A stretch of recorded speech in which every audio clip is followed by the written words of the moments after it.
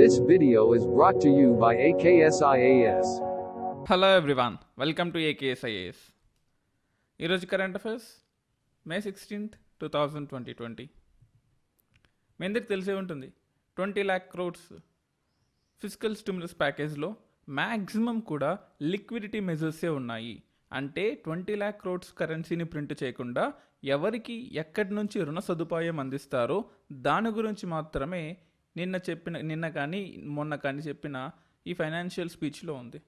ఒక చిన్న డిఫరెన్స్ అర్థం చేసుకోవాలి. లిక్విడిటీ మెజర్స్కి మానిటరీ మెజర్స్కి చిన్న తేడా ఉంది.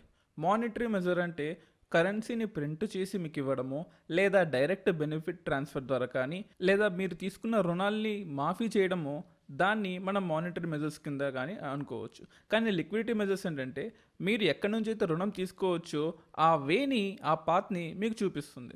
సో నిన్న జరిగిన కానీ లేదా మొన్న జరిగిన ఈ మెజర్స్ అన్నీ కూడా లిక్విడిటీ మెజర్స్. అంటే రుణ సదుపాయం ఎక్కడి నుంచి తీసుకోవచ్చు, అంటే బ్యాంకుల దగ్గర నుంచి ఎలా తీసుకోవచ్చు అని మాత్రమే ఉంది దీనిలో. అంటే ఈ 20 lakh crores ప్యాకేజ్లో almost 60 to 80,000 crores మాత్రమే కొత్తగా మనీని ఇన్ఫ్యూజ్ చేసే పద్ధతి ఉంది. మిగతాదంతా కూడా కేవలం లిక్విడిటీ మెజర్, అంటే రుణ సదుపాయం బ్యాంకుల నుంచి రుణ సదుపాయాన్ని అందించడం. సో ఆబ్వియస్లీ బ్యాంకులకి బర్డెన్ అవుతుంది. ఎందుకంటే జనరల్గా మనం ఏదైనా ఒక అగ్రికల్చరల్ లోన్ కానీ లేదా ఒక నార్మల్ ఇండస్ట్రియల్ లోన్ కానీ తీసుకుంటే దాన్ని రీపే చేసే కెపాసిటీ అగ్రికల్చరల్ లోన్కి ఆల్మోస్ట్ 15% ఎన్పిఎస్ ఉంటే, ఇండస్ట్రియల్ లోన్స్కి ఆల్మోస్ట్ 10 to 12% ఎన్పిఎస్ ఉన్నాయి. అంటే ఫర్ ఎగ్జాంపుల్ 1,00,000 కోట్లు తీసుకున్నాం అనుకోండి, అందులో ఆల్మోస్ట్ ఒక 10,000 కోట్లు తిరిగి రాకుండా పోయే అవకాశం ఉంటుంది. సో ఇవన్నీ కూడా ఫ్యూచర్లో ఎన్పిఎస్ అయ్యే అవకాశం ఉంది. అంటే ఈ 20 లక్షల కోట్లని అందరూ ఇండియాలో ఉండే జనాలందరూ వాడుకుంటే ఆల్మోస్ట్ 20,000 కోట్లు మళ్ళీ తిరిగి రాకుండా వెళ్ళే అవకాశం ఉంటుంది. సో ఈ ఎన్పిఎస్ గురించి పక్కన పెట్టినా కానీ ఇది కేవలం లిక్విడిటీ ఫెసిలిటీ అందించే అవకాశము మాత్రమే ఉంటుందన్నమాట. సో అందులో ఆ ఫిజికల్ స్టిమ్యులస్ ప్యాకేజ్లో, ఆ లిక్విడిటీ స్టిమ్యులస్ ప్యాకేజ్లో ఈరోజు మనం వ్యవసాయ రంగానికి ఎంతెంత అందించారు, అందులో చేసిన స్ట్రక్చరల్ చేంజెస్ ఏంటి, మానిటరీ చేంజెస్ ఏంటి, లిక్విడిటీ చేంజెస్ ఏంటి, ఈరోజు మనం చూద్దాం. సో క్లాస్కి వెళ్ళే ముందు ఒక చిన్న announcement. My name is Dinesh Devidi. నేను యూపీఎస్సీ కోసం పర్టికులర్లీ యూపీఎస్సీ, ఏపీఎస్సీ, టీఎస్పీఎస్సీలో యూపీఎస్సీ కోసం పర్టికులర్లీ ఒక రేడియో స్టార్ట్ చేశానండి. సో ఇందులో కరెంట్ అఫైర్స్, పాలసీ అనాలిసిస్ అన్నీ ఉంటాయి. దీన్ని గూగుల్ పాడ్కాస్ట్ యాప్లో, ప్లేస్టోర్లో, యాపిల్ ఫోన్ అయితే యాపిల్ పాడ్కాస్ట్ యాప్లో, మ్యూజిక్ లవర్స్ అయితే స్పాటిఫై మ్యూజిక్లో వినండి. మీరు రేడియోలో వినడం ద్వారా ఏదైనా సరే తొందరగా గుర్తుపెట్టుకుంటారు. మీ పని చేసుకుంటూ, మీరు చదువుకుంటూనో, ఆడుకుంటూనో, ట్రావెల్ చేస్తూనో రేడియోలో వింటూ యూపీఎస్సీ ప్రిపేర్ అవ్వచ్చు. దీని ద్వారా మీరు తొందరగా సబ్జెక్ట్ని గ్రాస్ప్ చేసుకుంటారు. ప్రస్తుతం సీజన్ 2 నడుస్తుంది. అందులో ఎపిసోడ్ 9లో ఉన్నాం, రివర్స్ మైగ్రేషన్ గురించి. సీజన్ 1లో కరెంట్ అఫైర్స్ ఉన్నాయి, సీజన్ 2లో కూడా కరెంట్ అఫైర్స్ ఉంది, సీజన్ 2లో కరెంట్ అఫైర్స్తో పాటు పాలసీ అనాలిసిస్ కూడా ఉంది. సో ఈ వ్యవసాయం దగ్గరికి వచ్చామంటే మనం సంస్కరణలు చేశారు. కొన్ని ఫైనాన్షియల్ రెమెడీస్తో, లిక్విడిటీ మెజర్స్తో రుణం అందించడంతో పాటు కొన్ని స్ట్రక్చరల్ చేంజెస్ కూడా చేశారు. దాని గురించి ఈరోజు మనం మాట్లాడుకుందాం. రైతులు దేశంలో ఎక్కడైనా పంట అమ్ముకోవచ్చు. ఇన్ని రోజులు వాళ్ళు పండించుకున్న అగ్రికల్చరల్ ప్రొడ్యూస్ మార్కెటింగ్ కమిటీస్లోనే పంట అమ్ముకోవాలి. లేదా కొన్ని కంపెనీస్ ఒక రాష్ట్రం నుంచి ఇంకో రాష్ట్రానికి వచ్చి ప్రైవేట్ కంపెనీస్ రూపంలో కానీ, లేదా కొన్ని స్టేట్స్కి పర్టికులర్ మాకు మెగా ఫుడ్ పార్క్స్ కానీ లేకపోతే మైక్రో ఫుడ్ పార్క్స్ కానీ ఉండడం వల్ల ఆ పర్టికులర్ స్టేట్ వేరే స్టేట్కి వెళ్ళి కొనుక్కునే అవకాశం ఉంటుంది. అంతే తప్ప ఇండియా మొత్తం 1 nation 1 policy, 1 nation 1 ration card అంటున్నాం తప్ప 1 nation 1 ప్రొక్యూర్మెంట్ సెంటర్ అని ఎప్పుడూ అనలేదు. సో ఇప్పటి నుంచి ఎక్కడైనా సరే, మీరు ఎక్కడ పండించుకున్నా సరే ఈ నామ్ ద్వారా మీ పంటని ఎక్కడైనా అమ్ముకోవచ్చు అని తీసుకొచ్చారు. అలాగే తెలంగాణలో పసుపు, ఏపీలో మిరప క్లస్టర్లు. సో ఈ రెండింటిని కూడా డెవలప్ చేస్తున్నారు. ఎప్పటి నుంచో జరుగుతుంది. ఎందుకంటే మనకు తెలంగాణలో తీసుకున్నాం అనుకోండి, మనకు గోదావరి రివర్ ఉంటుంది. గోదావరి రివర్కి నార్త్, గోదావరి రివర్కి సౌత్లో మనకు అల్యూవియల్ సాయిల్స్ ఉంటాయి, ఒండ్రు నేలలు ఉంటాయి. ఈ ఒండ్రు నేలల్లో పసుపు ఎక్కువ పండుతూ ఉంటుంది. జనరల్గా మనం సదరన్ తెలంగాణ కానీ సెంట్రల్ తెలంగాణ కానీ తీసుకుంటే ఇక్కడ డక్కన్ ప్లాట్యూ ఎక్కువ ఉంటుంది. డక్కన్ ప్లాట్యూలో మనం కాటన్ పండించగలం, కానీ మనకు అల్యూవేల్ సాయిల్ లాంటి మంచి సాయిల్ మనకు తెలంగాణ మొత్తంలో ఉండదు. ఆంధ్ర కేసు సపరేట్గా ఉంటుంది, సో మనం మళ్ళీ డిస్కస్ చేసుకుందాం. సో ఈ తెలంగాణ కేసులో జనరల్గా ఈస్టర్న్ పార్ట్ ఆఫ్ తెలంగాణ అంటే ఈ గోదావరి రివర్ ఆంధ్రాకి వెళ్ళే టైంలో ఈ ఎడ్జ్లో మనకు భద్రాచలంకి లెఫ్ట్ సైడు, కరీంనగర్కి రైట్ సైడు, అలా ఈ ఈస్టర్న్ పార్ట్ ఆఫ్ తెలంగాణలో మనం ఎక్కువగా పసుపు పండిస్తూ ఉంటాం. కానీ ఇప్పటికి ఒక పసుపు బోర్డు కానీ ఒక పసుపు క్లస్టర్ కానీ లేదు. కానీ మీరు గమనించండి, పసుపు కొమ్మలు మాత్రం కేజీ 150 నుంచి 200కి అమ్మితే పసుపు కేజీ మాత్రం ఆల్మోస్ట్ 300 to 400 రూపీస్కి అమ్ముతారు. అంటే almost double the profits food processing ఇండస్ట్రీస్కి ఉన్నాయి. ఈ ఫుడ్ ప్రాసెసింగ్ ఇండస్ట్రీస్ ఎవరో మల్టీనేషనల్ కంపెనీ వచ్చి తెలంగాణలో ఆదాయాలు సంపాదించుకునే బదులు ఇండియన్ గవర్నమెంటే, లేకపోతే సెంట్రల్ గవర్నమెంట్ కానీ స్టేట్ గవర్నమెంట్ కానీ ఒక ఫుడ్ ప్రాసెసింగ్ సెంటర్స్ కానీ లేదా ఒక పసుపు క్లస్టర్స్ కానీ ఎందుకు పెట్టకూడదని ఎప్పటి నుంచో క్వశ్చన్ ఉంది. ఇప్పటి నుంచి అది సాధ్యమయ్యే అవకాశం ఉంది. అలాగే ఏపీలో కూడా, ఏపీలో మనకు మ్యాక్సిమం ఉండేది అల్యూవేల్ సాయిల్. ఈస్టర్న్ కోస్ట్లో అంతా ఉండేది alluvial soil except Rayalaseema reason. ఈ అల్యూవేల్ సాయిల్స్ మనం జనరల్గా వరి ఎక్కువ పండిస్తూ ఉంటాం. కానీ గుంటూరు ఈ జోన్లో బ్రిటిష్ కాలం నుంచి మిరపని మనం ఎక్కువగా పండిస్తున్నాం. సో ఈ మిరపని గుంటూరు నుంచి త్రూఅవుట్ ద వరల్డ్ మనం ఎక్స్పోర్ట్ చేస్తూ ఉన్నాం. కానీ ఈ లోకల్ పాపులేషన్కి వచ్చే డబ్బులు అంటే ఇన్కమ్ మాత్రం అంటే ఫార్మర్స్కి మరీ ముఖ్యంగా తక్కువ వస్తుంది. అంటే ఎక్స్పోర్ట్ ఓరియంటెడ్ అయిన ప్రోడక్ట్ ఫైనల్ కన్జంప్షన్ అయిన పౌడర్కి మాత్రం ఆల్మోస్ట్ 3 times ద ఇన్కమ్ వస్తుంది, కానీ ప్రొడక్షన్కి మాత్రం ఓన్లీ 1 time వస్తుంది. ఈ డిఫరెన్సెస్ని కూడా ఇప్పటి నుంచి క్లస్టర్ రూపంలో మనం ఎక్స్పోర్ట్ చేయడం వల్ల ఈ డిఫరెన్స్ తగ్గిపోయి ఆ అమౌంట్ ఫార్మర్స్కి వచ్చే అవకాశం ఉంటుంది. అలాగే ప్యాకేజీలో మరో భాగాన్ని ప్రకటించిన కేంద్ర ఆర్థిక మంత్రి విలువ 1,63,343 కోట్లు. మీరు మళ్ళీ ఆలోచించండి, ఈ 1,63,000 కోట్లు మనీ ప్రింట్ చేసి ఫార్మర్స్కి ఇవ్వదు. ఫార్మర్స్ అకౌంట్లో ఈ 1,63 కోట్లు డిపాజిట్ అవ్వవు. చూడండి, మన ఇండియాలో ఆల్మోస్ట్ మనకు ఇండియాలో 28 crores tons of agricultural commodities food grains produce అవుతుంటే 32 crores tons horticultural varieties produce అవుతున్నాయి. ఇండియాలో ఫుడ్ గ్రెయిన్స్ కన్నా హార్టికల్చర్ ఎక్కువగా ఉంది, ఇది గుర్తుపెట్టుకోవాలి మనం. ఆ హార్టికల్చర్ని మనం ఎక్స్పోర్ట్ చేస్తున్నాం. హార్టికల్చర్లో ఉండే షేర్ కొంతమందికే ఉంది. ఆల్మోస్ట్ కేవలం 15 to 20% ఆఫ్ అగ్రికల్చరల్ ఫార్మర్స్ మాత్రమే హార్టికల్చర్ ఇన్వాల్వ్ అయితే మ్యాక్సిమం అందరూ కూడా ఫుడ్ గ్రెయిన్స్ ఇన్వాల్వ్ అయ్యారు. అంటే ఫుడ్ గ్రెయిన్స్లో ఇన్వాల్వ్ అయిన ఫార్మర్స్ నుంచి వచ్చే అవుట్పుట్ తక్కువ, కానీ తక్కువ ఉన్న హార్టికల్చర్ ఫార్మర్స్ నుంచి వచ్చే అవుట్పుట్ ఎక్కువ. సో ఇది ఒక రకంగా మంచిది కాదు, ఎందుకంటే ఇది ఫ్యూచర్లో ఫుడ్ సెక్యూరిటీకి ఇంపార్టెన్స్, అంటే ఫుడ్ సెక్యూరిటీకి థ్రెట్ అని వచ్చే అవకాశం ఉంది. సో మనము ఫుడ్ గ్రెయిన్స్ మీద కాన్సన్ట్రేట్ చేయాలి, హార్టికల్చర్ మీద కాదు, అదొకటి గుర్తుపెట్టుకోవాలి.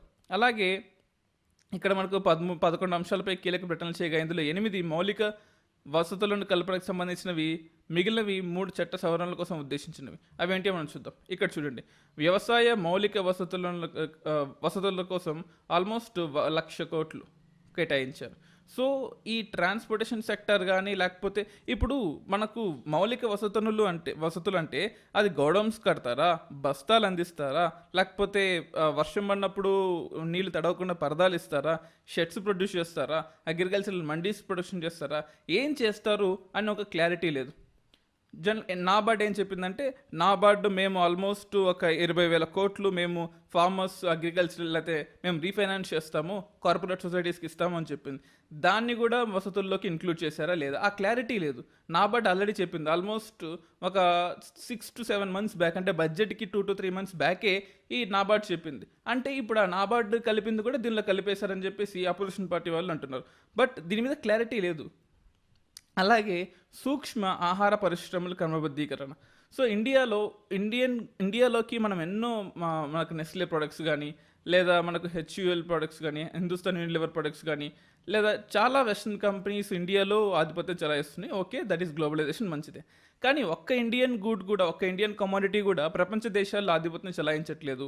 ఇక్కడ మైక్రో ఇండస్ట్రీస్ కానీ, లేకపోతే మీడియం ఇండస్ట్రీస్ కానీ, లేకపోతే మెగా ఫుడ్ పార్క్స్ కానీ, ఏ ఫుడ్ పార్క్స్ కూడా అంటే వరల్డ్ స్టాండర్డ్కి సంబంధించినట్టు ఇండియాలో లేవు. దాన్ని ఖచ్చితంగా ఇంక్రీజ్ చేయాలని బడ్జెట్ 2020లో క్లియర్గా చెప్పారు. దానికి ఆల్రెడీ 6,000 crores అలికేట్ చేశారు. మరి ఈ 10,000 కోట్లు ఆ 6,000 crores కలిపిందే కాదా అనే డౌట్ కూడా వస్తుంది. మత్స్య సంపద కోసం 20,000 కోట్లు కేటాయించారు. సో దీని గురించి మనం నెక్స్ట్ దానిలో మాట్లాడుకుందాం. ఇక్కడ చూడండి, మత్స్య సంపద కోసం 20,000 కోట్లు చేశారు, ఓకే, బాగానే ఉంది. కానీ ఇక్కడ ప్రాబ్లం ఏంటంటే, మనకు మత్స్య సంపదలో ఈ 20,000 కోట్లని ఎలా మనం స్పెండ్ చేయాలి. ఇందులో 11,000 కోట్లు సముద్ర మంచినీటి చేపల పెంపకం ఆక్వాకల్చర్ రంగాలకి కేటాయిస్తారు. సుమారు 9,000 కోట్లు షిప్పింగ్ హార్బర్లు శీతల గిడ్డంగులు మార్కెట్ల కోసం ఖర్చు చేస్తారు. సో ఇక్కడ మనం గుర్తుపెట్టుకోవాలి, almost 2 to 3 months from the past 2 to 3 months మనకు కంప్లీట్గా మనకు ఇండియాలో ఫిషింగ్ జోన్ చూసుకున్నాం అనుకోండి. మనకు Gujarat is one fishing zone, Tamil Nadu is one fishing zone, Andhra Pradesh is one fishing zone, Odisha is one fishing zone. అలాగే ఇన్లాండ్ ఫిషింగ్లో కేరళ కూడా బాగానే ఉంటుంది. సో ఎందుకు అంటే మనకు మీకు తెలిసే ఉంటుంది, సౌత్ వెస్ట్ మాన్సూన్స్ అనేవి మనకు ఈ రూపంలో వస్తున్నప్పుడు అక్కడ నుంచి వాటర్స్ అన్ని తీసుకొచ్చి ఇక్కడ న్యూట్రియన్స్ని డిపాజిట్ చేస్తాయి. ఎక్కడెక్కడైతే న్యూట్రియన్స్ ఈ సౌత్ వెస్ట్ మాన్సూన్స్ డిపాజిట్ చేస్తాయో ఆ ఏరియాస్లో న్యూట్రియన్స్ ఎక్కువ ఉండడం వల్ల ఫిషెస్ ఎక్కువ ఉంటాయి. నార్త్ ఈస్ట్ మాన్సూన్స్లో మనకు ముఖ్యంగా ఈ సదరన్ పార్ట్ ఆఫ్ ఆంధ్రప్రదేశ్, తమిళనాడులో నార్త్ ఈస్ట్ మాన్సూన్స్ నుంచి అంటే ఇక్కడ మనకు రివర్లు ఉంటాయి. ఈ రివర్ల నుంచి మనకు న్యూట్రియన్స్ అన్నీ కూడా సముద్రంలో కలిసిపోతాయి. సముద్రంలో ఇలా వచ్చిన న్యూట్రియన్స్ అన్ని నార్త్ ఈస్ట్ మాన్సూన్స్ ఇలా తీసుకొచ్చి ఈ సదరన్ ఆంధ్రప్రదేశ్, తమిళనాడులో డిపాజిట్ చేస్తాయి.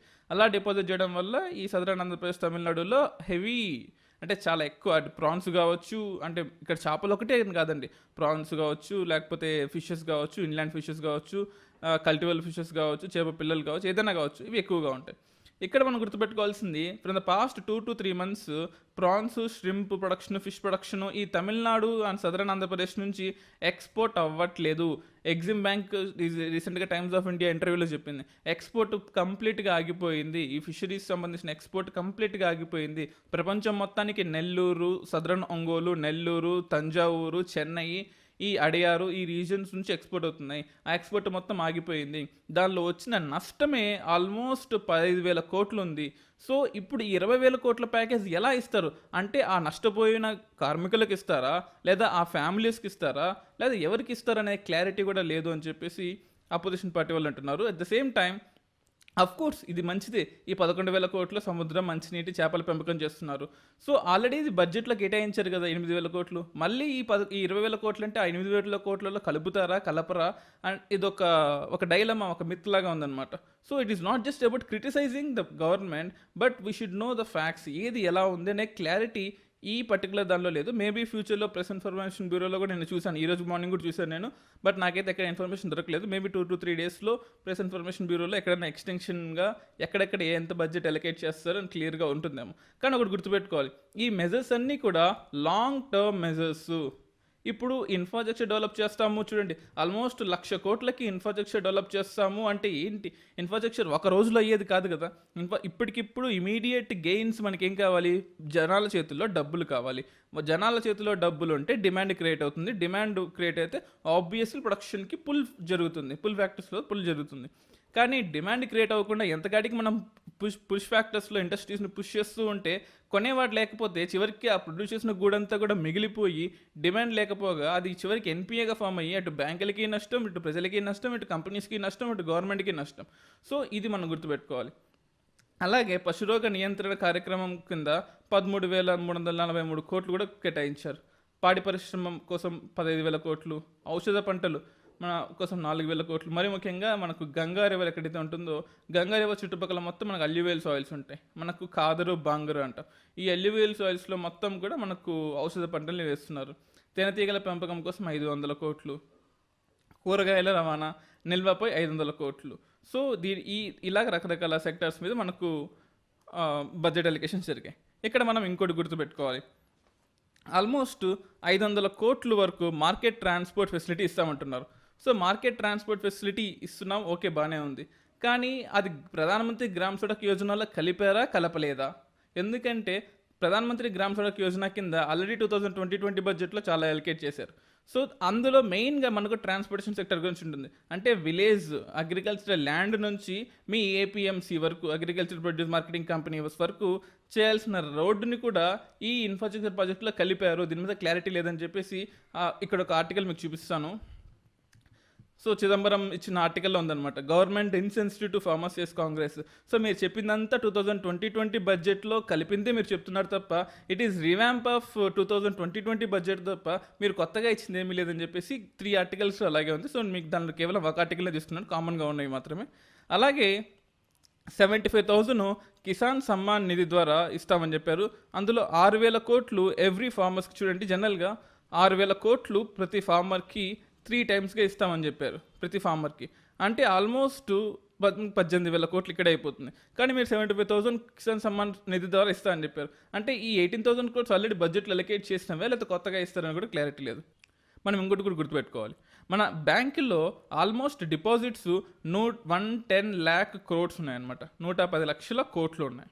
అందులో ఆర్బీఐ రూల్ ప్రకారం అట్లీస్ట్ 18% ఆర్బీఐ రూల్ ప్రకారము అది అగ్రికల్చరల్ వాళ్ళకి ఇవ్వాలి. అంటే మనకు ఇండియాలో ఉండే బ్యాంకింగ్ సిస్టంలో ఉండే మొత్తం మనకు అడ్వాన్సెస్లో మొత్తంలో 18% మనం అగ్రికల్చర్ సెక్టర్కి మనం అలొకేట్ చేయాలి. సో 18% అగ్రికల్చర్ సెక్టర్కి అలొకేట్ చేస్తే ఆల్మోస్ట్ అది 20 to 22 lakh crores వస్తాయి అనమాట. సో ఇప్పటిదాకా ఏ గవర్నమెంట్ కానీ, లేకపోతే ఇట్ కెన్ బి ఆర్బీఐ కానీ, లేకపోతే ఎవరు కానీ ఇంత మనీ అలొకేట్ చేయలేదు. కానీ ఇప్పుడు మీరు అలొకేట్ చేసిన ఈ 20 lakh కోవిడ్ రిలీఫ్ ఫండ్ కానీ ఏదైతే దాన్ని ఏమనుకోవచ్చు, సో అందులో మనకు ఆల్మోస్ట్ కేవలం 1.5 to 1.6 lakh crores మాత్రమే అగ్రికల్చర్ మీద ఇన్వెస్ట్ చేస్తున్నారు.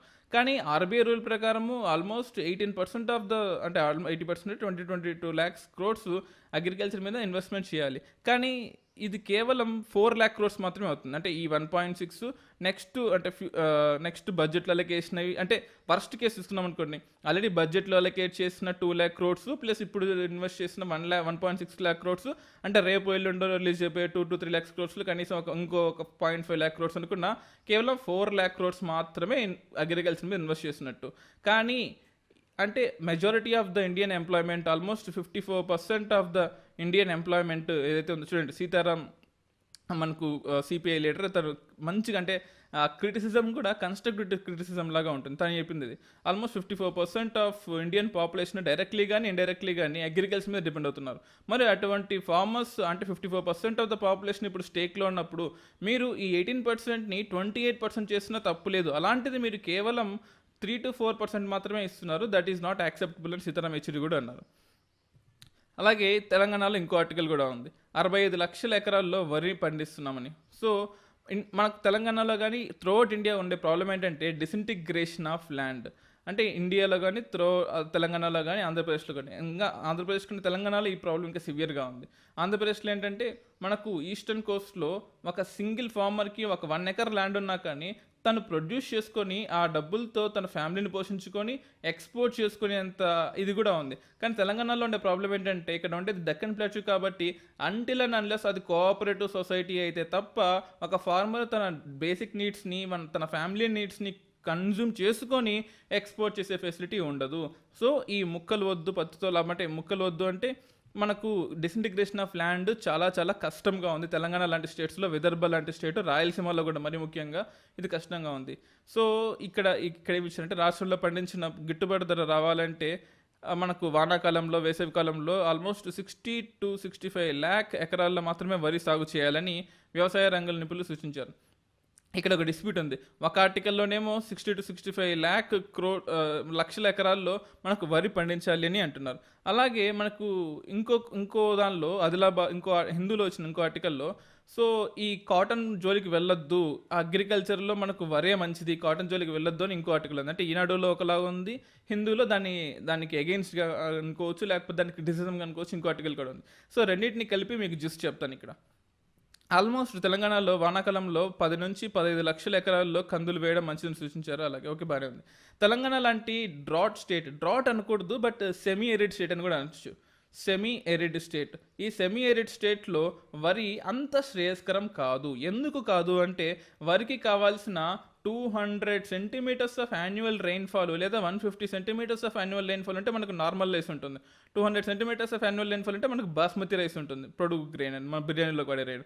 సో మన తెలంగాణలో ఇంత రెయిన్ఫాల్ ఉండదు, హార్డ్లీ 80 to 90 centimeters రెయిన్ఫాల్ ఉంటుంది. ఇటువంటి టైప్ ఆఫ్ రెయిన్ఫాల్ ఉండే ఏరియాస్లో మనం వరి పండిస్తే మనకు నీళ్ళ డిమాండ్ ఎక్కువ అవుతుంది. నీళ్ళ డిమాండ్ ఎప్పుడైతే ఎక్కువ అవుతుందో మనకు పైన ఉండే గోదావరి నది నుంచి, కింద ఉండే కృష్ణా నది నుంచి రకరకాల ప్రాజెక్టుల ద్వారా నీళ్ళని హైదరాబాద్కి చుట్టుపక్కల ఏరియాకి, కింద నుంచి మళ్ళీ లిఫ్ట్ ఇరిగేషన్ ద్వారా వేసుకుంటూ పోవాలి. ఇలా చేయడం వల్ల గవర్నమెంట్కి ఫిజికల్ డెఫిసిట్ లాస్ అవుతుంది. అందువల్ల వరి కాకుండా వరికి ఆల్టర్నేటివ్గా ఉండే కాటన్ క్రాప్ని గ్రో చేయండి. ఎందుకంటే కాటన్ క్రాప్కి జిఎం, జెనెటికల్లీ మోడిఫికేషన్ అంటే లేదా బ్యాసిల్లస్ తురింజెన్సిస్ అంటాం, ఈ బీటీ కాటన్ని యూజ్ చేసే పర్మిషన్ కాటన్కి మాత్రమే ఉంది. అందువల్ల కాటన్ ఇటువంటి తెలంగాణలో మనకు బ్లాక్ సాయిల్ ఎక్కువ ఉంటుంది. బ్లాక్ సాయిల్ ఎక్కువ ఉన్న స్టేట్లో, డ్రాట్ ఎక్కువగా ఉన్న స్టేట్లో, సెమీ అరిడ్ ల్యాండ్ ఉన్న స్టేట్లో, ఇటువంటి అంటే నీళ్ళకి కష్టంగా ఉన్న స్టేట్లో, ఇరిగేషన్ తక్కువగా ఉన్న స్టేట్లో వరి కన్నా మనం బ్లాక్ కాటన్ సాయిల్ కనుక పండిస్తే ఇండియాలోనే ఏంటి ప్రపంచంలోనే వీ కెన్ బి నెంబర్ 1 అని కేసీఆర్ ఈ ఆర్టికల్లో చెప్పారు. అఫ్ కోర్స్ ఇందులో కొంచెం మాత్రమే ఉంది, బట్ ఇంకొంచెం మనకు ప్రెస్ మీట్లో కూడా చూడొచ్చు మనం. సో ఈ ఇష్యూస్ని మనం యూజ్ చేసుకొని ఖచ్చితంగా గ్రో అయితే మాత్రం తెలంగాణలో ఆల్రెడీ మొన్న జరిగిన మీకు తెలిసే ఉంటుంది, ఖరీఫ్ క్రాప్ మనకు రబీ క్రాప్ హార్వెస్ట్ తర్వాత మనం ఖచ్చితంగా ఆల్మోస్ట్ ఒక 80% ఆఫ్ ఫుడ్ ప్రొడ్యూస్ని మనం జూట్ బ్యాగ్స్లో ఫిల్ చేయాలి, షుగర్ అయితే పర్టికులర్లీ. సో జూట్ బ్యాగ్స్ తెలంగాణలో లేక మనకు కోల్కతా నుంచి ఇంపోర్ట్ చేసుకుంటూ ఉన్నాం, కానీ కోల్కతా వాళ్ళు ఈ టైంలో ఇవ్వనని చెప్పారు. సో అందువల్ల షుగర్ ప్రొడక్షన్ మొత్తం కూడా మనం ఎక్స్పోర్ట్ చేయలేకపోయాం. సో జూట్ ప్రొడక్షన్ కోసం అని చెప్పేసి కేసీఆర్ ఒక మాట అన్నారు.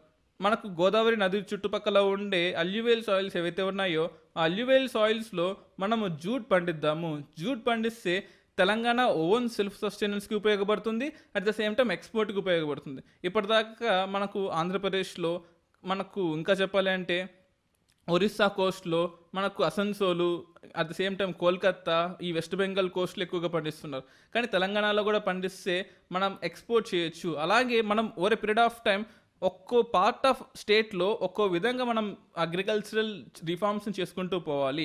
ఎందుకంటే మీకు ఐడియా ఉండే ఉంటుంది, 2019లో క్వశ్చన్ అడిగింది యూపీఎస్సీలో.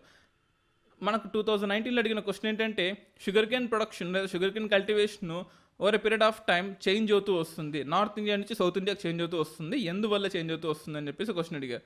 So of course political reasons ఉన్నాయి. ఇప్పుడు సౌత్ ఇండియాలో ఇరిగేషన్ ఫెసిలిటీస్ బాగా పెరిగి తెలంగాణ లాంటి స్టేట్స్లో, ఆంధ్రప్రదేశ్ లాంటి స్టేట్స్లో అండ్ ఈశాన్య నగర కర్ణాటక, నార్త్ ఈస్టర్న్ కర్ణాటక లాంటి స్టేట్స్లో ఇరిగేషన్ పెరిగింది. At the same time north ఇండియాలో ఇప్పుడు అందరూ షుగర్ కేన్ వదిలేసి రైస్ కోసం ఎక్కువ వెళ్తూ ఉన్నారని చెప్పారు. సో అలా కొన్ని కారణాలు ఉన్నాయి. అటువంటి కారణాలు ఇప్పుడు నెక్స్ట్ వచ్చే యూపీఎస్సీలో కూడా అడిగే అవకాశం ఉంది. సో ఒక్కో స్టేట్లో మనం ఏ స్టేట్లో ఎటువంటి ఫెసిలిటీస్ ఉన్నాయో దాన్ని బట్టే పోతుండాలి. కాటన్ లాంటి ప్రొడక్షన్ అనుకోండి, ఆల్మోస్ట్ 210 రోజులు మనకు వాటర్ లేకపోయినా హ్యాపీగా పంటను వేసుకోవచ్చు. అంటే ఆల్మోస్ట్ 2-10 డేస్, అంటే దాని కండిషనే మనకు 2-10 డేస్ ఫ్రాస్ట్ ఫ్రీ జోన్స్గా ఉండాలి, మనకు మంచు పడకూడదు. కాటన్ కొంటే ఇంకో అడ్వాంటేజ్ ఏంటంటే, మన కాటన్ క్రాప్ తీసుకుంటే రూట్స్కేమో వాటర్ తగలాలి and at the same time ఫ్లవర్కేమో వాటర్ తగలకూడదు. అది ఎలా సాధ్యమవుతుంది? రూట్స్కి వాటర్ తగిలి ఫ్లవర్కి వాటర్ తగలకూడదు. ఒకటి డ్రిప్ ఇరిగేషన్తో చేయొచ్చు, కానీ డ్రిప్ ఇరిగేషన్ సో కాస్ట్లీ. లేదా అది బ్లాక్ సాయిల్ అయితే కానీ మనకు బ్లాక్ సాయిల్లో ఉండే ఆక్టోగనల్ బ్లాక్స్లో మనకు వాటర్ అనేది స్టోర్ అయిపోయి ఉంటుంది, దాన్ని మనం ఆల్మోస్ట్ 2-10 డేస్ యూజ్ చేసుకోవచ్చు. సో అలాగా తెలంగాణ అనేది బ్లాక్ సాయిల్ ఉండేది కాటన్కి ఎక్కువ యూజ్ అవుతుందని చెప్పేసి ఆర్టికల్స్ ఇన్సిస్ట్ చేసిన సైంటిస్టులు చెప్పారు. కానీ ఆదిలాబాద్ లాంటి రీజియన్స్లో, అంటే నార్థన్ తెలంగాణలో ఉండే ఈ రీజన్స్లో కాటన్ వద్దు, మీరు కాటన్ కాకుండా మీరు వరి కానీ, లేకపోతే కందులు కానీ, లేకపోతే మనకు పల్సెస్ కానీ, లేకపోతే సిరిల్స్ కానీ పండించండి, కాటన్ మాత్రం వద్దు, shifting of cotton is not so good among this Adilabad రీజన్స్లో మాత్రం వద్దు అని చెప్పేసి ఇక్కడ ఇన్సిస్ట్ చేశారు. Promote indigenous varieties for cultivation of nutritious and healthy food crops. అదే లాస్ట్ దానిలో ఏం ఇన్సిస్ట్ చేశారంటే, మీరు కావాలంటే ఈ సిరియల్స్ క్రాప్స్ని వేసి దానివల్ల న్యూట్రిషన్ గెయిన్ చేయండి, దానివల్ల అంటే మనకు ప్రోటీన్ ఎక్కువగా పండించండి, ప్రోటీన్ క్రాప్స్ని ఎక్కువ పండించండి, దాన్ని డిస్ట్రిబ్యూట్ చేసి ఈ ట్రైబల్ ఏరియాస్లో ఉండే పాపులేషన్ అందరినీ కూడా వాళ్ళ యొక్క సెల్ఫ్ డెవలప్మెంట్ కోసం ఆలోచించండి తప్ప కాటన్ కోసము లేదా ఫుడ్ క్రాప్ని వదిలేసి క్యాష్ క్రాప్ జోలికి వెళ్ళొద్దు అని చెప్పేసి ఈ ఆర్టికల్ ఇన్సిస్ట్ చేస్తుంది. అంటే ఒకటి సీఎం చెప్పింది, ఒకటి క్రిటిసిజం అపోజిషన్ వాళ్ళు చెప్పింది. నెక్స్ట్ అలాగే ఎక్స్పోర్ట్ సజెస్ట్ కాటన్, దాని గురించి జస్ట్ ఎక్స్టెన్షన్ అనమాట. సో ఈ 2 ఆర్టికల్స్ని కలిపి చెప్పాను మీకు. Next 1 lakh crore farm infra fund to be financed by NABARD. So అదే ఇందాక చెప్పాను కదా మీకు, నాబార్డు కూడా ఇన్సిస్ట్ చేస్తున్నాను. ఆల్రెడీ నాబార్డు మీకు 30,000 కోట్లు ఈ రిఫైనరీస్ కోసం, కోఆపరేటివ్ సొసైటీ కోసం 30,000 కోట్లు బడ్జెట్లో ఆల్రెడీ చెప్పేసింది. అంటే 30,000 కోట్లని 1,00,000 కోట్లలో కలపరా అనేది ఒక డౌట్ అనమాట. So with supply of chain disruptions during COVID-19 relief critical gaps create అయ్యాయి. సో ఈ క్రిటికల్ గ్యాప్స్ ట్రాన్స్పోర్టేషన్లో మనము ఆర్టరీస్, వీన్స్ అంటుంటాం కదా, ఈ రైల్వేస్, రోడ్వేస్ని. సో ఈ ట్రాన్స్పోర్టేషన్ సెక్టర్ దెబ్బతినడం వల్ల ఒక ప్లేస్ నుంచి ఒక ప్లేస్కి సరుకు రవాణా, బ్లడ్ సర్క్యులేషన్ ఆగిపోయింది. ఇది కావాలి అంటే నాబార్డు దీనికి ఫైనాన్స్ చేయాలి. చూడండి, ఈ 20 lakh crores ఇప్పుడు ఇచ్చిన 1 lakh crores కూడా నాబార్డు ఫైనాన్స్ చేయాల్సిందే. Rational derives plan for 10,000 crore scheme to support 2 lakh micro food and processing enterprises providing. So NABARD రకరకాలుగా హెల్ప్ చేస్తుంది. ఒకటి ఆల్రెడీ 30,000 క్రోడ్స్లో మనకు కోఆపరేటివ్ సొసైటీస్కి మనకు హెల్ప్ చేస్తుంది. అట్ ద సేమ్ టైం మళ్ళీ ఇప్పుడు రిమైనింగ్ 70,000 క్రోడ్స్లో మనకు అగ్రికల్చర్లో మనకు ట్రాన్స్పోర్టేషన్ సెక్టర్లో యూజ్ అవుతుంది. అలాగే third trench of stimulus package also included in the strengthening of infrastructure for food processing, fisheries, animal husbandry, horticulture, herbal cultivation. దీనికి 50,000 కోట్లు ఇస్తున్నారు. సో ఈ 1 lakh crores అనేది కరెన్సీ ప్రింటింగ్ కాదు, కానీ ఇది long term measure. This is highly welcoming. Government చేసింది ఖచ్చితంగా మంచిగా చేసింది, చాలా దీనివల్ల అందరూ ఉపయోగపడతారు. కానీ ఇది లాంగ్ టర్మ్ మెజరు.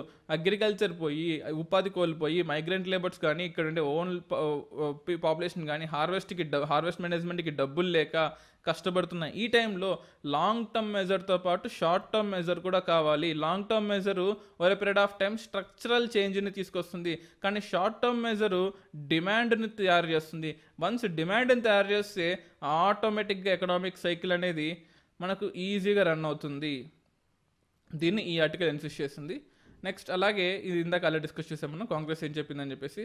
సో ఇంకో ఆర్టికల్ కూడా ఉంది, finance minister measures for agri will open new chapter. So ఇందాక చెప్పిన ఇవన్నీ కూడా ఫుడ్ ప్రాసెసింగ్ సెక్టార్కి యూజ్ అవుతుంది. చూడండి, ఫుడ్ ఎప్పుడైనా కానీ ఫుడ్ కాస్త ప్రాసెసింగ్ సెక్టార్లోకి వెళ్ళింది అనుకోండి, అది ఖచ్చితంగా యూజ్ అవుతుంది. ఫుడ్కి షెల్ఫ్ లైఫ్ తక్కువ, కానీ ఫుడ్ ప్రాసెస్ అయిన తర్వాత షెల్ఫ్ లైఫ్ ఇంక్రీజ్ అవుతుంది. ఒక కేజీ టమాటో మహా అంటే 10 రోజులు ఉంటుంది, ఫ్రిడ్జ్లో పెడితే 15 రోజులు ఉంటుంది అనుకోండి. కానీ అదే ఒక KG ketchup almost 1 to 1.5 years ఉంటుంది. కేజీ టమాటో యొక్క కాస్ట్ లీన్ టైంలోనేమో ₹2 ఉంటుంది, మనకు అంటే సర్ప్లస్ టైంలో ₹2 ఉంటుంది, లీన్ టైంలో ఆల్మోస్ట్ 30-40 రూపాయలు కూడా ఉంటుంది. కానీ కేజీ సాస్ మాత్రం ఎప్పుడు ₹200 ఉంటుంది. సో ఫుడ్ ప్రాసెసింగ్ యొక్క బెనిఫిట్ ఇది. సో ఈ సిరియల్స్ కానీ అంటే ఏవైనా కానీ మనకు షెల్ఫ్ లైఫ్ని పెంచాలి అన్నా, ఫార్మర్స్కి ఎక్కువ డబ్బులు రావాలి అన్నా, ఇండియా నుంచి ఎక్స్పోర్ట్స్ అవ్వాలి అన్నా, Indian brand throughout the world కొనసాగించాలి అన్నా ఖచ్చితంగా ఫుడ్ ప్రాసెసింగ్ ఇండస్ట్రీస్ కావాలి. సో దానివల్ల జరిగే ఉపయోగాలు ఇవన్నీ కూడా అని చెప్పేసి ఈ ఆర్టికల్ ఇన్సిస్ట్ చేశారు. So you can just have a look. ఇంకో ఆర్టికల్ కూడా ఉంది ఇక్కడ. 660 లక్షల కోట్లు ప్రపంచంలో మొత్తం ఈ కరోనా ప్రభావం వల్ల, ఈ కరోనా వైరస్ వల్ల ప్రపంచంలో ఆర్థిక నష్టం ఆల్మోస్ట్ 660 లక్షల కోట్లు. ఆసియా అభివృద్ధి సంస్థ, ఏషియన్ డెవలప్మెంట్ బ్యాంక్ ఈ స్టాటిస్టిక్స్ని ఇచ్చింది రీసెంట్గా. సో కరోనా వైరస్ కోవిడ్-19 వల్ల ప్రపంచ ఆర్థిక వ్యవస్థకు వాటిల్లుతున్న లక్ష్యం అంచనాలు వేసిన ఏషియన్ డెవలప్మెంట్ బ్యాంక్ ఆల్మోస్ట్ 435 నుంచి 660 lakh crores వరకు, అంటే ఈ డాలర్స్ మనకు అవసరం, ఆల్మోస్ట్ 660 lakh crores వరకు నష్టం జరిగే అవకాశం ఉంది. అంటే ఒకటి గుర్తుపెట్టుకోవాలి, మన కంట్రీలో ఎప్పుడైతే ప్రొడక్షన్ ఆగిపోయిందో డిమాండ్ కూడా తగ్గిపోయిందో, అలాగే ప్రపంచంలో కూడా ప్రొడక్షన్ ఆగిపోయిన చోట్ల, మార్కెట్ ఆగిపోయిన చోట్ల, ప్రొడక్షన్ చేయని చోట్ల డిమాండ్ కూడా తగ్గిపోతుంది. ఈ డిమాండ్ అంటే బయట దేశాల్లో డిమాండ్ ఉంటేనే కదా ఇండియా నుంచి మనం ఎక్స్పోర్ట్ చేయగలము. సో ఇండియాలో ఎక్స్పోర్ట్ సెక్టార్కి మనము ఇన్సెంటివ్స్ ఇస్తున్నాము, ఓకే బాగానే ఉంది. లోకల్ కన్జంప్షన్కి కూడా మనకు ఇన్సెంటివ్స్ ఇవ్వాలి. ఎందుకంటే మన కంట్రీలో మనం ఎలాగైతే లోకల్ కన్జంప్షన్ని కాపాడుకుంటున్నామో, బయట దేశాల్లో కూడా వాళ్ళ యొక్క లోకల్ కన్జంప్షన్ని కాపాడుకుంటారు. వాళ్ళు మన ఎక్స్పోర్ట్స్ని ఆలోచిస్తారు, 1-2 సార్లు ఇంపోర్ట్ చేసుకోవాలే వద్దని. సో అప్పుడు మన ఎక్స్పోర్ట్స్కి అడ్డం పడే అవకాశం ఉంటుంది. సో మనం ఎక్స్పోర్ట్స్ మీదే కాకుండా, స్ట్రక్చరల్ రిఫార్మ్స్తో కాకుండా డిమాండ్ కనుక క్రియేట్ చేస్తే, so India it self is a consumption based economy. అంటే చూడండి, మనకుండే అడ్వాంటేజ్ ఏంటంటే, మనం ప్రొడ్యూస్ చేసింది, ఫర్ ఎగ్జాంపుల్ ఫ్రాన్స్ తీసుకున్నాము లేదా జర్మనీ తీసుకున్నాము, అక్కడ షాంపెన్ కానీ లేకపోతే రకరకాల మందు కంపెనీలు ఉన్నాయి. సో ఆ మందుని ఎక్స్పోర్ట్ చేయకపోతే వాళ్ళకి ఫైనాన్సెస్ రావు, రెవెన్యూ రాదు, మొత్తం ప్రొడ్యూస్ చేసిన మొత్తం వాళ్ళు కన్జ్యూమ్ చేసుకోలేదు. కానీ ఇండియా అలా కాదు, ఇండియాలో ప్రొడ్యూస్ చేసిన మొత్తం గూడ్స్ని ఇండియా కన్జ్యూమ్ చేసుకోగలదు, అంత కెపాసిటీ ఉంది. అంటే ఇండియాలో కన్జంప్షన్ చేసుకుంటున్నప్పటికీ కొంచెం మనం ఇండియాలో లోకల్ కన్జంప్షన్కి నీడ్స్ని దాటి మనం ఎక్స్పోర్ట్ చేస్తున్నాము. కానీ మనం ఎక్స్పోర్ట్స్ లేకపోయినప్పటికీ కూడా ఇండియా బతకచ్చు. ఆ కాన్సెప్ట్ని మనం ఈ ఆర్టికల్ చూడొచ్చు. సో దానివల్ల మనం ఎక్స్పోర్ట్ చేయకపోతున్నామని భయపడక్కర లేకుండా ఆ మిగిలిన గూడ్స్ని ఇండియాలో ఉండే పీపుల్కి డిస్ట్రిబ్యూట్ చేయండి, అది ఖచ్చితంగా యూజ్ అవుతుంది. ఇప్పుడు కేవలం పర్ పర్సన్కి 5 kgs రైస్ ఇస్తున్నారు ఒక నెలకి. కానీ ఈ 5 కేజీల రైస్ ఆల్మోస్ట్ ఈ టైంలో, ఈ క్రైసిస్ టైంలో మనకు రెసిస్టెన్స్ కావాలి. మామూలు టైంలో అనుకోండి వర్క్ చేసుకుంటూ ఏదో కొనసాగించవచ్చు. కానీ ఈ టైంలో రెసిస్టెన్స్ కావాలి అంటే సో ఆల్మోస్ట్ 5 కేజీల రైస్ సరిపోదు. ఆల్మోస్ట్ మనకి 8 కేజీల నుంచి 10 కేజీల రైస్ కావాలని నిపుణులు అంటున్నారు. అలాగే మనకు కేజీ కందిపప్పు ఇస్తున్నారు. కేజీ కందిపప్పు అంటే ఆల్మోస్ట్ మనకు ఫ్యామిలీకి 5 మంది అనుకున్నా కానీ ఒక రోజుకి మనకు 3-4 గ్రాముల కందిపప్పు ఒక మనిషికి ఒక పూటకి 3 పూటలు తింటున్నాం అనుకుంటే 3-4 గ్రాములు వస్తుంది ఒక మనిషికి. ఈ కరోనా క్రైసిస్ టైంలో 3-4 గ్రాములు ఏం సరిపోతుందండి? నార్మల్ టైంలో అనుకోండి వాళ్ళ పనులు వాళ్ళు చేసుకుంటారు, వాళ్ళ పనులు చేసుకుంటూ ఈ 1 కేజీ వాళ్ళకి ఫ్రీగా వస్తుంది అనుకోవచ్చు. కానీ పనులు లేని ఈ టైంలో, రెసిస్టెన్స్ కావాల్సిన ఈ టైంలో ఈ 1 కేజీ ఏం సరిపోతుందండి ఒక ఫ్యామిలీకి? సో దీని గురించి కూడా మనం గవర్నమెంట్ నుంచి చేయాలి. అంటే ఎందుకంటే మనం ఈ కందిపప్పులు చాలా ఎక్స్పోర్ట్ చేస్తున్నాము. ఎక్స్పోర్ట్ ఆపేసి లాసులు వచ్చినా పర్లేదు, ఎక్స్పోర్ట్ ఆపేసి ఆ ఇష్యూస్ని లేకపోతే ఆ కందిపప్పుని ఇండియాలోకి డైవర్ట్ చేయండి, మళ్ళీ ఖచ్చితంగా మనం గ్రో అవుతాము. సో పుంజుకునే అవకాశం ఉంటుంది అని చెప్పేసి కూడా ఈ ఆర్టికల్లో అలాగే ఉంది. సరఫరాలు, ఆరోగ్య పెట్టుబడులు ఇవన్నీ కూడా. నెక్స్ట్ ఇంకో ఆర్టికల్ కూడా ఉంది. ఏప్రిల్లో ఆల్మోస్ట్ 60% తగ్గిన ఎగుమతులు. సో చూడండి, ఆంధ్రప్రదేశ్ మనకు ఏప్రిల్లో ఆల్మోస్ట్ 60% తగ్గాయి అనమాట. 4 ఏళ్ల కనిష్టానికి వాణిజ్య లోటు. ఏప్రిల్లో భారత్ ఎగుమతులు భారీ స్థాయిలో క్షీణించాయి కరోనా వైరస్ నిమిత్తం. అంటే దాని యొక్క ఎక్స్టెన్షన్ ఆర్టికల్ అనమాట, దాని పక్కనే ఉంది. So I thought of saying this. So 60.28% తగ్గిపోయి $10 బిలియన్ తగ్గిపోయింది. So that's what I'm saying. Export తగ్గింది, ఓకే, చెడ్డదే, ఎక్స్పోర్ట్ తగ్గడం చెడ్డదే. కానీ దీన్ని మనం బెనిఫిట్కి యూజ్ చేసుకుందాము. Government is not profit oriented కదా, గవర్నమెంట్ ప్రాఫిట్ ఓరియంటెడ్ కాదు. కాబట్టి ఈ 1 సంవత్సరమైనా సరే ఈ ఎక్స్పోర్ట్ని మళ్ళీ ఇండియాకే తీసుకురండి. ఎక్స్పోర్ట్ చేసిందంతా, అయితే ఎక్స్పోర్ట్ చేద్దాం అనుకుంటుంది ఇండియాకే తీసుకొచ్చి ఇక్కడ లోకల్ కన్జంప్షన్కి ఫ్రీగా ఇచ్చేయండి, మైగ్రెంట్ లేబర్స్కి ఇచ్చేయండి, ఫార్మర్స్కి ఇచ్చేయండి. అట్లీస్ట్ వాళ్ళు రెసిస్టివిటీ తెచ్చుకొని నెక్స్ట్ క్రాపింగ్ సీజన్కి బలపడతారు. నెక్స్ట్ క్రాపింగ్ సీజన్ నుంచి they will be part of demand supply economy. So అలాగైనా వాళ్ళకి యూజ్ అవుతుందని చెప్పారు. నెక్స్ట్ ఇంకో ఆర్టికల్ కూడా ఉంది. చైనా నుంచి పెట్టుబడులు ఉపసంహరణ జరుగుతున్నాయి. మీ అందరికి తెలిసే ఉంటుంది, యుఎస్ చైనా ట్రేడ్ వార్ ఎప్పటి నుంచో జరుగుతూ ఉంది.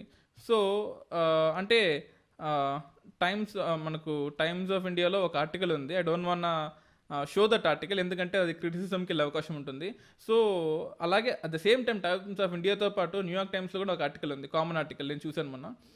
ఈ US China trade war India వల్లే స్టార్ట్ అయిందని చెప్పేసి కొన్ని ఎలిగేషన్ చేశారు. బట్ అఫ్ కోర్స్ అది రాంగ్, అది ఖచ్చితంగా రాంగ్. ఎందుకు అంటే మనము సోలార్ ప్యానల్స్ని మనం చైనా నుంచి కొంటున్నామని డీల్ చేసుకున్నాము. కానీ యుఎస్ ఏం చెప్తుందంటే మీరు చైనా నుంచి కొనడం తప్పు, మనం ఆల్రెడీ ఇంటర్నేషనల్ సోలార్ అలయన్స్ ప్రకారం మీరు అమెరికా నుంచి కొంటారని మాకు అగ్రిమెంట్ చేసుకున్నారు. సో ఇది మాకు అగేన్స్ట్గా అవుతుంది, మేము WTOలో కేసు వేస్తామని చెప్పారు. దానికి చైనా కౌంటర్ మెజర్స్ చేస్తుంది. అలా ఒకటి రాచుకొని యుఎస్ చైనా ట్రేడ్ వార్ అయింది. అఫ్ కోర్స్ అది మనకు సంబంధం లేదు, అది మనం WTO కేసు కూడా మనం దానిలో అసలు కేసు వేయలేదు. సో అదంతా పక్కన పెడితే ఈ యుఎస్ఏ చైనా ట్రేడ్ వార్ నుంచి కాస్త ఇప్పుడు అది కోవిడ్ వార్ వరకు వెళ్ళింది. ఈ కోవిడ్ వార్ చైనా ఈ ట్రేడ్ వార్ కోవిడ్ వార్ వల్ల యుఎస్ఏ చాలా ఇన్వెస్ట్మెంట్స్ని చైనా నుంచి ఉపసంహరించుకుంటుంది. మీరు ఇక్కడ చూడొచ్చు. సో అమెరికా సీనియర్ సెనేటర్ చెప్పింది ఇది అనమాట. భారత్ రక్షణ ఒప్పందాలను బలోపేతం చేసుకోవడం. అమెరికాలోని చైనా కంపెనీలు తమ ఆదాయ వివరాలను పారదర్శకంగా బయటపెట్టడం, దాంతోపాటు ఇక్కడ చూడండి, తమ దేశ పింఛను నిధిని చైనాలో పెట్టిన 1000 కోట్ల పెట్టుబడులు వెనక్కి తీసుకున్నట్టు అమెరికా అధ్యక్షుడు డొనాల్డ్ ట్రంప్ ధృవీకరించారు. సో మనకన్నా డెవలప్డ్ కంట్రీ అమెరికా, ఖచ్చితంగా ఒప్పుకోవాలి. ఇలా డెవలప్డ్ కంట్రీస్లో పెన్షన్స్ ఎక్కువగా ఉంటాయి. సో అంటే వాళ్ళ ప్రైవేట్ పెన్షన్స్ కానీ లేదా ఇన్సూరెన్స్ మనీ కానీ ఏదైనా కానీ, అలా ఇన్సూరెన్స్ మనీ అంటే మనకు PF ఎలాగైతే ఉందో వాళ్ళ ఇన్సూరెన్స్ మనీ మొత్తాన్ని చైనాలో ఇన్వెస్ట్మెంట్ చేశారు. ఎందుకు? రిటర్న్స్ ఎక్కువ వస్తాయి కాబట్టి, అదొక బిజినెస్గా ఉంటుంది కాబట్టి. ఇప్పుడు ఆ ఇన్వెస్ట్మెంట్ చైనాలో ఇన్వెస్ట్ చేసిన అమెరికా మనీ మొత్తం కూడా వెనక్కి తీసేసుకున్నారు. వెనక్కి తీసుకుంటే ఒకటి గుర్తుపెట్టుకోవాలి, యుఎస్ఏలో ఎప్పుడైనా కానీ మనకు బ్యాంక్ రేట్ చాలా తక్కువ. అంటే డెవలప్డ్ కంట్రీస్, అది యూఎస్ఏ కానీ యూకే కానీ, డబ్బులు బ్యాంకులో వేసుకుంటే ఇంట్రెస్ట్ రేట్ చాలా తక్కువగా ఉంటుంది. సో అందుకోసమే వాళ్ళు డెవలపింగ్ కంట్రీస్కి వచ్చి ఇక్కడ ఇన్వెస్ట్ చేస్తారు. ఎందుకంటే ఇక్కడ ఇంట్రెస్ట్ రేట్ ఎక్కువ ఉంటుంది, ప్రాబిలిటీ ఆఫ్ గ్రోత్ ఎక్కువ ఉంటుంది, సప్లై చైన్ మేనేజ్మెంట్ కూడా ఇక్కడ ఎక్కువ ఉంటుంది. సో అటువంటి టైంలో చైనాని వాళ్ళు ఇద్దరికి వెన్నుకున్నారు. కానీ ఇప్పుడు చైనాకి అమెరికాకి పడట్లేదు. ఆ కరెన్సీ మొత్తాన్ని వాళ్ళు వెనక్కి తీసుకున్నారు. వెనక్కి తీసుకున్న దాన్ని ఎక్కడో ఇన్వెస్ట్ చేయాలి కదా, తిరిగి ఇన్వెస్ట్ చేయాలి కదా. డబ్బులు మొత్తాన్ని వాళ్ళు వెనక్కి వాళ్ళ ఊర్లలో పెట్టుకోలేరు, లాకర్లో పెట్టుకోలేరు కదా. ఇప్పుడు అమెరికాకి ఒక భారత్, తైవాను, వియట్నాము ఒక సూపర్ ఆపర్చునిటీస్గా కనిపిస్తున్నాయి. అందులో మరీ ముఖ్యంగా భారత్ ఒక super opportunities, developing country in terms of everything. ఉంది కాబట్టి India can gain from this US China trade war or covid war. So అది ఈ ఆర్టికల్ ఎగ్జిస్ట్ చేస్తున్నారు. ఇంకో ఆర్టికల్ కూడా ఉంది. చైనా అంటే మీకు తెలిసే ఉంటుంది, ఈ ఈ జమ్మూ అండ్ కాశ్మీర్లో మనకు ఈ వెస్టర్న్ పార్ట్ని గిల్గిట్ బాల్టిస్తాన్ రీజన్ అని కూడా అంటాం. సో బలోచిస్తాన్ వేరండి, గిల్గిట్ బాల్టిస్తాన్ రీజన్. ఈ గిల్గిట్ బాల్టిస్తాన్ రీజన్స్లో మనకు పైన ఇండస్ రివర్ ఉంటుంది. సో ఇది పాక్ ఆక్యుపైడ్ కాశ్మీర్, పాకిస్తాన్ ఆక్యుపై చేసుకున్న కాశ్మీర్. సో అఫ్ కోర్స్ ఇది ఇండియా, పాక్ ఆక్యుపైడ్ కాశ్మీర్ అయినప్పటికీ ఇది ఇండియానే, ఇది గుర్తుపెట్టుకోవాలి. రీసెంట్గా ఇండియన్ మెట్రలాజికల్ డిపార్ట్మెంట్ పూణే వాళ్ళు ఈ జమ్మూ కాశ్మీర్లో ఈ గిల్గిట్ బాల్టిస్తాన్ని కూడా వాళ్ళు వెదర్ వాచ్ని అంటే వెదర్ రిపోర్ట్ని ఇస్తున్నారు. ఇది మనం గుర్తుపెట్టుకోవాలి, కరెంట్ అఫైర్స్లో కూడా ఉంది. సో పైన ఉండే ఇండస్ రివరు మనకు ఈ ఇక్కడ ఉండే ఇది మానసరోవర్ కాదు, బట్ ఇక్కడ ఉండే మానసరోవర్ రీజన్ నుంచి ఇలా నార్త్ వెస్ట్కి వెళ్తూ ఉంటుంది. నంగా పర్వత్ టు నామ్చా పర్వ హిమాలయాస్ వెళ్తూ ఉంటుంది. సో నంగా పర్వత్ నుంచే మనకు ఇండియా కంట్రోల్ ఉంటుంది. నంగా పర్వత్ కన్నా లెఫ్ట్కి వెళ్తే మనకు ఈ దైమర్ భాషా రీజన్స్లో, భాష అనేది డిస్టిక్ పేరు, సో ఆ భాషా రీజన్స్లో మనకు కంట్రోల్ లేదు, ఇదంతా పాకిస్తాన్ కంట్రోల్లో ఉంటుంది. సో ఈ దైమర్ భాషా దగ్గర ఒక డ్యామ్ కట్టారు. అంటే అంటే ఇక్కడ చూడండి, ఇక్కడ డ్యామ్ కట్టి ఇక్కడ హైడ్రో ఎలక్ట్రిసిటీని ఆల్మోస్ట్ 4000 మెగావాట్స్ ఆఫ్ ఎలక్ట్రిసిటీని ఇక్కడ ప్రొడ్యూస్ చేస్తూ వాటర్ని కూడా స్టోరేజ్ కెపాసిటీ పెంచుకుంటూ ఉన్నారు. సో ఇక్కడ మనం గుర్తుపెట్టుకోవాలి, గిల్గిట్ బాల్టిస్తాన్ రీజియన్ మనది అంటే the same, it means that ఇది పిఓకేలో ఉన్న రీజియన్. పిఓకేలో ఈ రీజియన్ని ఇప్పుడు చైనా వాళ్ళు తీసుకున్నారు. అంటే చైనా ఈ డ్యామ్ని కట్టిస్తుంది ఆల్మోస్ట్. సో $440 బిలియన్ ఈ డ్యామ్ని చైనా వాళ్ళు కట్టిస్తున్నారు. మన అబ్జెక్షన్ ఏంటంటే పాక్ ఆక్యుపైడ్ కాశ్మీర్ అంటే ఇది India's claim over Pak occupied కాశ్మీర్లో ఎటువంటి ప్రాజెక్ట్స్ చైనా ఈ టైంలో కట్టడం మనకు అబ్జెక్షన్గా ఉంది. సో దీని మీద మన రకరకాల ఇంటర్నేషనల్ ఫోరమ్స్లో కేసు అయిపోతున్నాము. And at the same time ఈ ప్రాజెక్ట్ని అడ్డుకోవాలని కూడా ఇండియా చాలా ట్రై చేస్తుంది. ఎస్, మన ఫ్యూచర్ అడ్డుకుంటామని హోప్ చేస్తున్నాము. సో ఇది ఇంకో ఆర్టికల్ అండి, కరిగిపోయే ఇంప్లాంట్స్ అని. సో మనకు ఎప్పుడైనా అంటే ఒక పర్సన్కి యాక్సిడెంట్ జరిగినప్పుడు మనం రాడ్స్ కానీ లేకపోతే నికెల్ రాడ్స్ అలా వేస్తూ ఉంటాము. జనరల్గా నికెల్ రాడ్స్ వల్ల అవి ఓవర్ పీరియడ్ ఆఫ్ టైం కొరోడ్ అయిపోయే అవకాశం ఉంది. దానివల్ల చెయ్యి కూడా చెయ్యి కానీ కాలు కానీ తీసేయాల్సిన అవకాశం ఉంటుందని చెప్పి చాలా కంప్లైంట్స్ వచ్చాయి. సో అలాగా ఇప్పుడు దానికి ఎక్స్టెన్షన్గా ఐరన్ మ్యాంగనీస్ మిశ్రమంతో ఒక ఇంప్లాంట్ తయారు చేశారు. సో దీనిలో మెయిన్ యొక్క స్వభావం ఏంటంటే ఆల్మోస్ట్ 12 to 24 మంత్స్లో అంటే లైక్ 1 to 2 ఇయర్స్లో ఇది శరీరంలో కరిగిపోయే మెటల్ ఇంప్లాంట్ అనమాట. ఇట్ ఈస్ లైక్ ఒక పాలిమర్ లాగా, అంటే పాలిమర్లో 2 టైప్స్ ఉన్నాయి, non plastic polymers, plastic polymers. So అలా మనకు ట్యాబ్లెట్ క్యాప్సూల్ అయితే మన కడుపులో కరిగిపోతుంది కదా, అలాగే సో ఇప్పుడు నికెల్ కాకుండా ఇప్పటి నుంచి ఐరన్ మ్యాంగనీస్, ఇప్పటిదాకా ఐరన్ నికెల్ కలిపేసి చేసామన్నమాట. ఐరన్ నికెల్ కాకుండా ఐరన్ మ్యాంగనీస్తో మనము ఈ పర్టికులర్ ఇంప్లాంట్స్ని తయారు చేస్తున్నాము. శరీరంలో కరిగిపోయే మెటల్ ఇంప్లాంట్స్ తయారీకి అవసరమైన ఐరన్ మ్యాంగనీస్ ఆధారిత మిశ్రమాలని ఏఆర్సిఐ సో అభివృద్ధి చేసింది. ఇది హైదరాబాద్లో advance research centre for powder metallurgy and new material సంస్థ, తిరువనంతపురంలో Chitra Thirunal institute of medical sciences కూడా కలిపి దీన్ని ఇన్సిస్ట్ చేస్తుంది. ఇది ఒకటి మనం గుర్తుపెట్టుకోవాలి. సో ప్రస్తుతం ఉపయోగిస్తున్న titanium, stainless steel implant, at the same nickel కూడా యూజ్ చేస్తున్నాం. దాంతోపాటు ఇప్పుడు దాన్ని రీప్లేస్ చేసి ఐరన్ మ్యాంగనీస్ని కూడా యూజ్. సో ఇప్పుడు మనం క్వశ్చన్ చూద్దాము. ఏషియన్ డెవలప్మెంట్ బ్యాంక్స్ గురించి మనకు ఆల్రెడీ కరెంట్ అఫైర్స్ వచ్చింది కాబట్టి, what is the main aim of Asian development bank? First one, to create a trade bloc in the Asian continent to save the environment and climate of the region.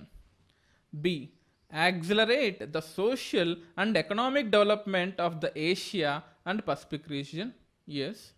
Establish, third option, establish a trade bloc in Asia for competition coming from, to counter, this is small wrong, counter competition coming from European countries.